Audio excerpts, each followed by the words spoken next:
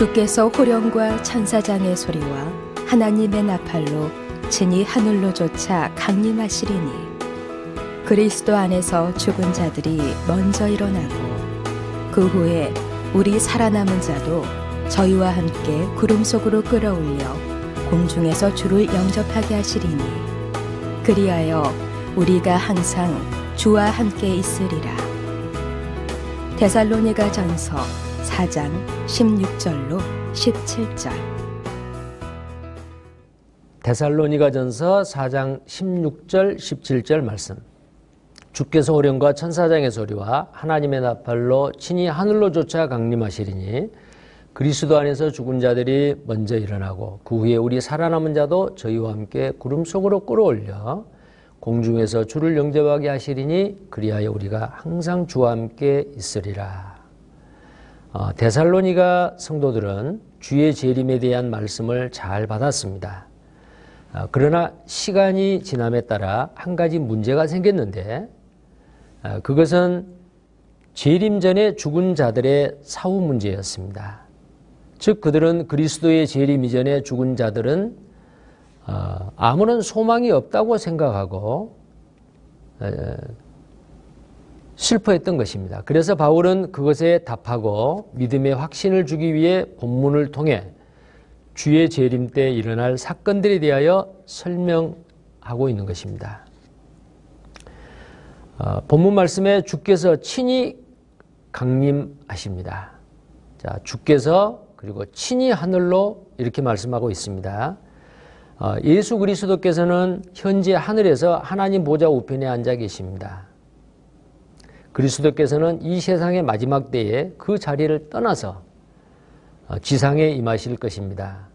바울은 본문에서 주께서 친히라는 표현을 쓰셨는데 이것은 그 주 자신께서라는 뜻으로 재림의 주체가 그리스도임이 극히 강조된 표현을 사용함으로써 재림하실 분은 구름을 타고 승천하신 바로 그분임을 강조하고 있는 것입니다. 그래서 사도행전 1장 11절에 이 예수는 하늘로 가심을 본 그대로 오시리라 라고 천사를 통해서 제자들에게 말씀하셨습니다. 그리고 그는 호령과 천사장의 소리와 하나님의 나팔로 임하신다고 하시는데요. 재림하시는 세 가지 청각적인 효과를 동반하고 있는데 호령입니다. 말이나 사냥개 또는 군대의 상관이 부하에게 내리는 긴급한 명령의 뜻이 함축된 말입니다. 누가 호령을 바라는지는 알 수 없으나 아마도 그리스도께서 죽은 자들을 깨우시기 위해서 내리시는 호령이 아닐까 생각이 됩니다. 그 다음에 천사장의 소리입니다. 이 천사장은 유다서 1장 9절에 천사장 미가엘이 모세의 시체에 대하여 마귀와 다투어 변론할 때에 감히 회방하는 판결을 쓰지 못하고 다만 말하되 주께서 너를 꾸짖으시기를 원하노라 라고 말씀하셨습니다. 바로 이 미가엘 천사에 대해서 천사장이라고 말씀하셨고 또 성경에 몇 군데 그런 말씀들이 있습니다. 재림하실 주님은 천사를 동반하고 천사장 미가엘이 재림하는 그리스도의 영광을 선포할 것으로 보여집니다. 그 다음에 하나님의 나팔입니다. 이 하나님의 나팔은 하나님이 부시는 나팔이라기보다도 하나님의 나팔로서 아마도 천사가 불지 않을까라고 생각을 해볼 수 있습니다. 시편 47편 5절에 하나님이 즐거이 부르는 중에 올라가시며 여호와께서 나팔 소리 중에 올라가시도다. 자, 그 나팔 소리를 천사가 불지 않을까. 그 다음에 스가랴 9장 14절에는 나팔을 불리시며 라고 되어 있습니다. 스가랴 9장 14절입니다. 여호와께서 그 위에 나타나서 그 살을 번개같이 쏘아내실 것이며 주 여호와께서 나팔을 불리시며 남방 회리바람을 타고 행하실 것이라. 나팔을 누군가에게 불게 하신다라는 의미입니다. 구약시대에도 백성들을 모으고 출전할 때는 나팔을 불고 했습니다. 재림시에도 울리는 나팔은 사단에 대한 승리의 선포임과 동시에 죽은 자들을 깨우며 영광과 생명으로 부르는 역할을 할 것입니다. 자, 그 다음에 그리스도 안에서 먼저 죽은 자들이 일어날 것이다라고 하셨습니다. 자, 그리스도 안에서 죽은 자들이 먼저 일어나고, 이 본문은 그리스도의 강림 때 그리스도 안에서 죽은 자들이 부활할 것으로 보여집니다. 이것은 기독교의 가장 핵심적인 교리라고 할 수 있습니다. 만약에 죽은 자의 부활이 없다면 그리스도의 부활도 없었을 것이고 기독교도 설 자리가 없었을 것입니다.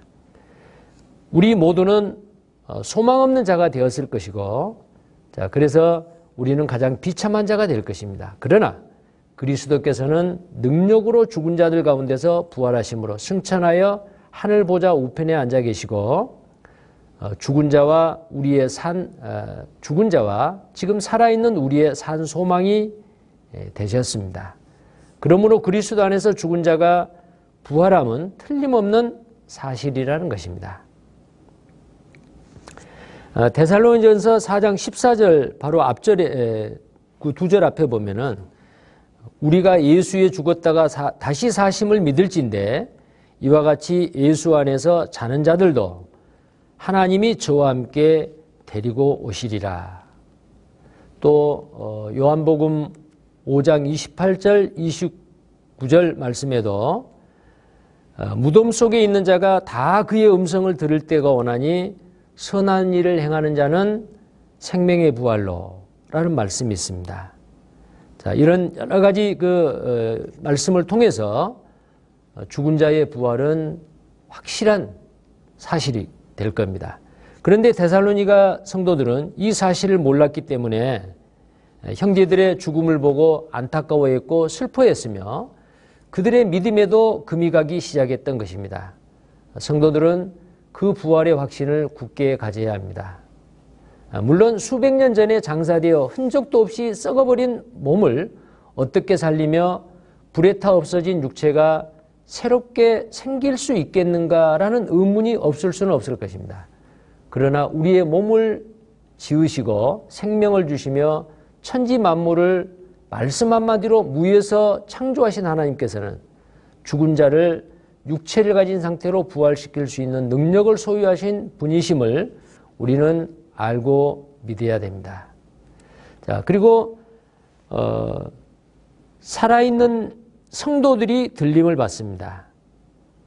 16절은 죽은 자들이 예수 재림 시에 어떻게 될 것인가에 대해 말씀하는 것인가에 반해서 17절의 말씀은 우리 살아남은 자도 저희와 함께 구름 속으로 끌어올려 공중에서 주를 영접하게 하시리라라고 말씀하셨습니다. 여기에 사도 바울은 자신을 살아남을 자에 포함시키고 있습니다. 그는 그리스도께서 아마도 자기 생전에 재림하실 것이라고 생각했거나 최소한 그러한 가능성이 있다고 보았던 것으로 여겨집니다. 어쨌든 죽은 자들의 부활과 산 자들의 변화 사이에는 순간의 차이밖에 없을 것입니다. 자, 그래서 고린도전서 15장 51절에 순식간에 홀연히 다 변화할 것이라고 말씀하고 있는 것입니다. 자, 그리고 부활하거나 변화한 그리스도인의 몸은 들림받을 때에 그리스도와 및 모든 성도들과 함께 연합될 것입니다. 그 후로 영원토록 그들은 주와 함께 거하게 될 것입니다. 따라서 성도들은 내세에서의 영원한 삶을 위해서라도 더욱 예수 그리스도와의 연합하는 삶을 이 땅에서 살아야 됩니다. 그래서 데살로니전서 4장 16절, 17절 이 본문 말씀은 이렇게 우리에게 말해주고 있습니다. 주께서 호령과 천사장의 소리와 하나님의 나팔로 친히 하늘로 쫓아 강림하시리니 그리스도 안에서 죽은 자들이 먼저 일어나고 그 후에 우리 살아남은 자도 저희와 함께 구름 속으로 끌어올려 공중에서 주를 영접하게 하시리니 그리하여 우리가 항상 주와 함께 있으리라 라고 말씀하십니다. 주께서 호령과 천사장의 소리와 하나님의 나팔로 친히 하늘로 쫓아 강림하시리니 그리스도 안에서 죽은 자들이 먼저 일어나고 그 후에 우리 살아남은 자도 저희와 함께 구름 속으로 끌어올려 공중에서 주를 영접하게 하시리니 그리하여 우리가 항상 주와 함께 있으리라. 데살로니가전서 4장 16절로 17절.